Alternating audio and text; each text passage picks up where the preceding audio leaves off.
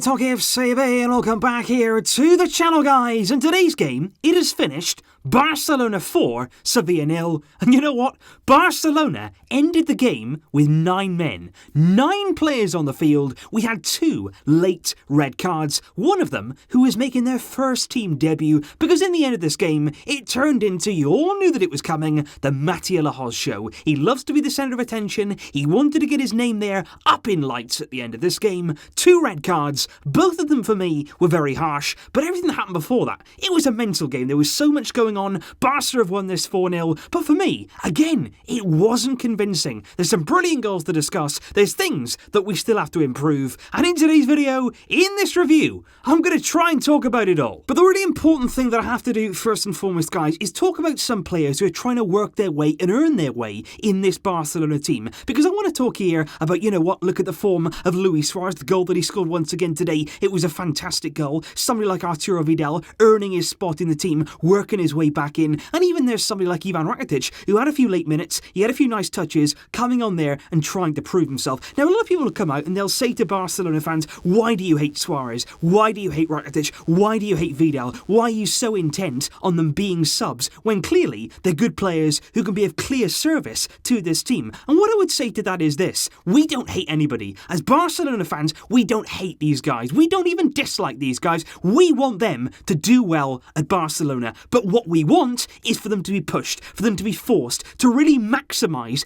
all of that potential and make them play at their best. You think Suárez is playing well right now just because he wants to, or because he feels right now he's got to play well? He's got Griezmann there, he's got Dembélé returning, Messi's back in the team. Suárez here has got to up his level, and we're seeing the results of that. You've seen Vidal there work his socks off on Wednesday against Inter Milan, and now again today getting a goal, doing good things to keep himself in the team. That's what we want. We don't want players who are just going to be cast aside for no reason. We don't want players put on the bench for no reason. We want every single player to earn their place, and that's why for me, if you want to bench Griezmann, if you want to put Suárez in there ahead of him for now, that's fine. Make Griezmann earn his place in that team, play him down the middle, give him a chance, and if he doesn't stay there, if he doesn't play well enough to stay there, then you can put him on the bench. No problem at all. Every player should be treated the same. They should all be working hard, and today once again, we saw the benefits of that because it was Suárez who opened the scoring with another stunning goal. And it truly was a magnificent finish from Luis Suárez in that first half. It was a brilliant ball, and it has to be so. I'm going to talk about it in a minute by Nelson Semedo in that left-hand side. He was much, much better today. It was slightly behind Suárez, though, who had to reach for it. And of course, Suárez,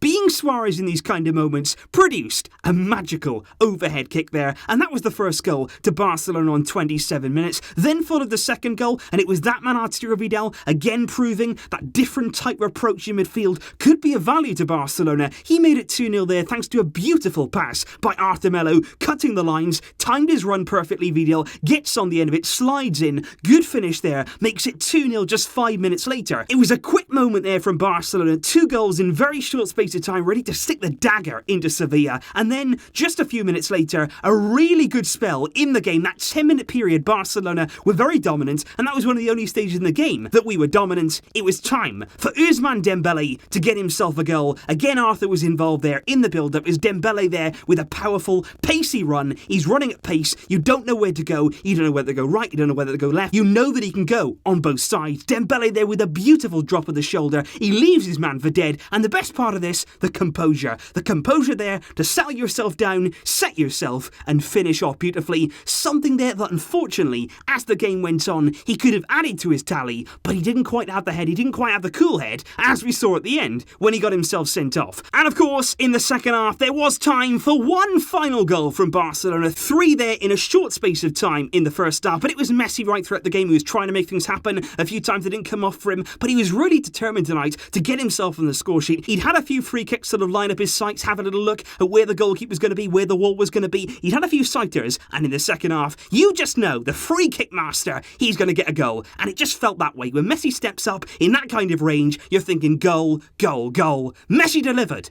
Barcelona 4, Sevilla 0. But what I have to say is, we scored brilliant goals, some good performances there, and it was great to see Barcelona being so clinical in front of goal, just like we was against Inter Milan. We didn't have many chances in this game. We didn't have an abundance of chances in this game either. But when they came along, we really did take them, and that's great to see. But what we all have to do, what we all have to accept right now, hold your hands up and say, Barcelona, again today, it wasn't convincing. Down the other end, we still have a massive, massive problem. And we can ignore it. We could completely blank the problem. We could say, yeah, Barcelona today, 4-0 winners. It's great. Everything's fine. You know, we kept a clean sheet clearly there. That means we're good defensively. No, it doesn't. No, it doesn't. Barcelona may have won 4-0. But again, that's down to your individual magic, your individual quality there. In the attacking third, we've got very good players. You will score goals. But everything else, it's still a mess. For me, Barcelona today were disjointed. We were wide open at the back. And yeah, you could say there, it's a bit experimental. I think Todibo came in. I think he did well. Semedo, of course, playing on the wrong side. You got Piqué there. You got Sergio Roberto there. Maybe it's not the back line that you'd go with in a big game, but still, it's every game now. Teams come, they have a real go at us. They can carve through us. There's so much space. There's so much time. They can have chance after chance after chance. And you just got to wait, really, until we're in a big game up against a good striker. And you think ahead to the Clasico. If we give somebody like Karim Benzema the kind of space tonight that we gave Luke de Jong, if you give him that much time, he will punish us. Tonight, Luke de Jong was horrendous. For Sevilla, he was dreadful. How he can even be called a striker, I don't know. He had 4, I repeat 4, clear-cut chances, and really clear-cut, not just ones that maybe might have been a goal. 4 chances there where any informed striker is going to put you to bed. He could have left the game with 4 goals to his name because of Barcelona's lax defending. We're very, very open right now. We need to do something about it. We need to address the problem, because if we ignore it, that's going to be fine. You know, we are going to keep picking up wins. We're going to keep scoring goals. But you know that when we're in a big Champions League game, probably away from home, there will be a team, there will be players who will open us up. We don't want that. We want to solve the problem now. Well, we're still winning games. We're still feeling good. We've still got confidence. But let's solve that problem, because defensively, there's so much work to do. But before we do go on there to the late red cards in the game, which of course we are going to talk about, let's talk here about the team that started the game and a few individual performances that I do have to discuss. Ter Stegen in that first half pulled off a wonderful save from one of those Luke de Jong chances, and he was the driving force really in behind keeping himself a clean sheet on the night. Like I say, Nelson Semedo here was much better tonight, on the wrong side again, but I think he was much more comfortable going forward with Ousmane Dembélé playing there ahead of him. That was the real key tonight. Semedo looked so much more comfortable, whether it be on the left or the right, with a natural winger ahead of him, and he was much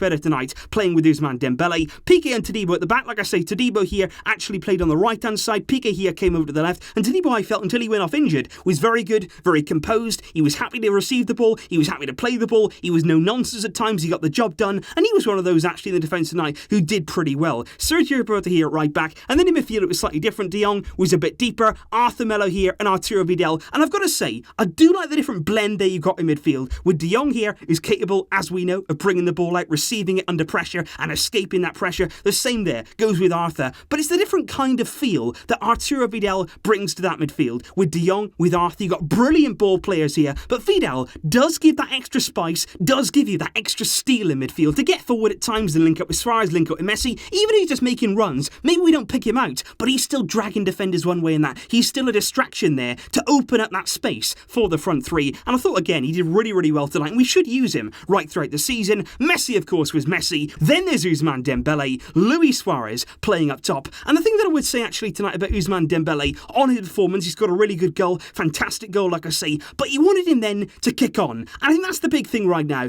Dembélé, you want more. He's such an exciting player, he's such a talented player. When you score that goal, you wanted to get another one. You wanted to get another one. That's what you wanted to do. You wanted to get more and more confidence in a Barcelona shirt, but again, he didn't really kick on, and I felt that frustration really in that red card. It was a last man tackle. Araujo there, the man who came on to make his Barcelona debut. I think it was really harsh. He does have a little tiny tug on the shirt there of Chicharito. He throws himself to the floor. It's a delayed fall. It is a delayed fall, much like you saw maybe in the Liverpool game when Mane had that contact, then went down a few seconds after. It was a bit like that. Araujo there given a straight red by Lahoz on his debut, and then Dembélé was very unhappy, and he'd already been booked earlier on in the game for dissent. He had a yellow already, and so Mathieu Lahoz was having none of it. He singled out out Dembélé there and gave him a straight red card, which of course is bad news for Barcelona. He's going to miss the game against Eibar, which could even now bring his participation against Real Madrid into question. And again, just when Dembélé gets a goal, there's another setback. Not what we wanted, not what we needed,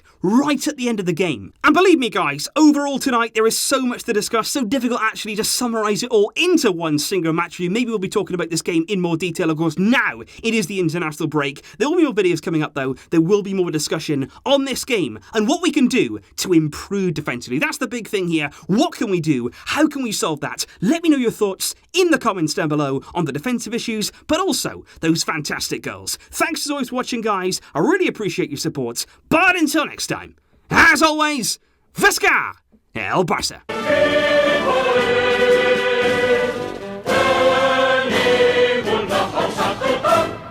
Barça! Barça!